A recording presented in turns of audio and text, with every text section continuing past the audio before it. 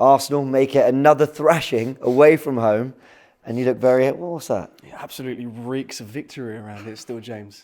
You've always got a line in there, haven't you? It's got to be there. And look, when you're winning games the way we are, there's reason to be excited about that. Listen, another absolute thrashing from Arsenal today. What's that? 6 against West Ham, 5 against, Burnley? I was about to say Bournemouth there. And 3 against Liverpool. What's that?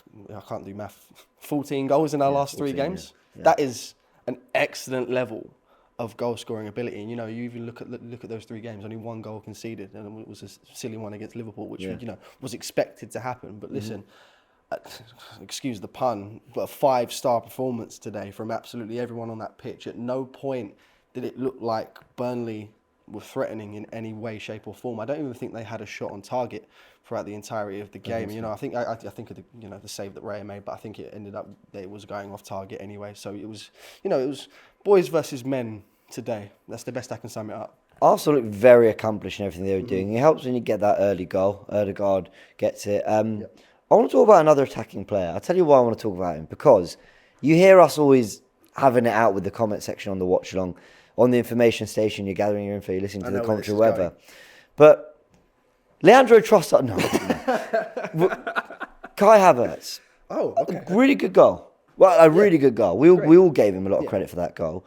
In different performances, I thought he was better against West Ham, but he had some good moments in this game. Some really good moments against West Ham. But I want to know how you feel about him as a player and his contribution today, and I don't know, to take it away. No, of course, absolutely. And the thing is with Kai Havertz, you're only ever going to see the negativity from me in terms of player performances when it affects us in some way, shape or form. And, the way we're playing at the moment, no matter... Is that too hindsighty? Like, is it easy to go, oh, we've lost today, so I'm going to have a go at Kai Havertz's contribution he's not... What I'm saying is I'm not going to highlight any sort of negatives, because, again, I don't think there's any negatives from him today, but I'm never going to really jump to negatives when we're getting the performances and getting the results that we need to be getting, absolutely. The way I look at it with Kai Havertz, I probably should, you should expect goals for a 50, 65 million pound player. But the way I look at it is, I've come to terms with the fact that he's maybe not going to be that guy. We're not going to get 10, 15 goals a season from Kai Havertz, and maybe we shouldn't expect that, maybe because of the position that Mikel Arteta wants to play him in, that midfield position. But I understand the work that he does off the ball, and it's a strange one because his touch isn't great. The finishing isn't fantastic, despite getting the goal today. And I must say, what a great goal it was. Lovely touch and finish to there. Be fair, it was probably the best of the 5 for me today. So I'll give him credit for that. But I think what it is with Kai Havertz, the work he does off the ball, he always seems to be in the right position, no matter what. If he scores or if he doesn't score, he always seems to be in the right position. So he's got the mind for it. He just needs to work on that end product ultimately, and he got the goal today. So I just wanted to ask because a good goal, and it felt like another positive day. I think he's had quite a few positive days. He's certainly looking part of the team. It felt early in the season Arsenal would play a certain way, and it'd get to Havertz, and he'd either slow down or he wasn't on the same wavelength. Whatever you think of his performance as an individual, I feel like he's feeling like part of the team, and I'm really happy he got his goal. Who was your man of the match though? Because Bukayo Saka, you're on the information station last week after West Ham saying he finally got his 50th goal came in that game, but he's added another 3 since then. Mikel Arteta sees the man on a hat-trick and decides I'm going to take him off. But when he's limping and injured, it's like a sick joke, isn't it? It really is. But when he's limping and injured, he goes, no, you can play the full 96.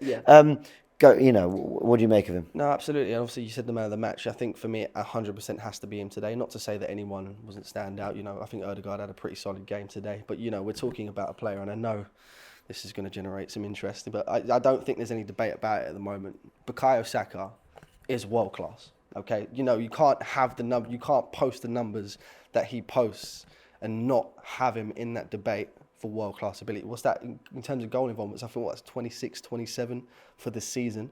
I'm not 100% sure, but it's up there. It's up there, absolutely. And in terms of it's not even March yet. Do you know? I think you're right. I think it might be something like 12 or 13 goals and 13 assists or something. I think it's 12 goals in the league, 15 goals in all competitions, and I think 8 or 9 assists in the league, and the rest obviously being in other competitions as well. But the numbers that we're looking at, if Kevin De Bruyne posts these numbers, everyone goes on about how he's the best player in Premier League history. But because it's Bukayo Saka, I don't want to name any names. But that's because but that's because people will look beyond just the numbers. I'm not saying Saka's not performing brilliantly from a numbers perspective, but are you saying that he's perhaps disrespected because he hasn't done it at the latter stages of competitions, because he's still young, because he has the longevity. Like, those are the things that De Bruyne, Salah, all them the Premier League greats have. He can't help that he's 22, but we hope he can get there. Absolutely, and I think the thing, obviously, you said about De Bruyne and Salah doing it in these bigger competitions, it's not Bukayo Saka's fault that we haven't been in the Champions League for 6 years, but now we're back. Look what Bukayo Saka's been doing in the Champions League. We're through to the knockout stages. We've got somewhat of a favourable draw against Porto. Not to say we're through, because we've been here before. Monaco springs to mind. But Lisbon last year. There you go. But I was obviously speaking about Champions League specifically.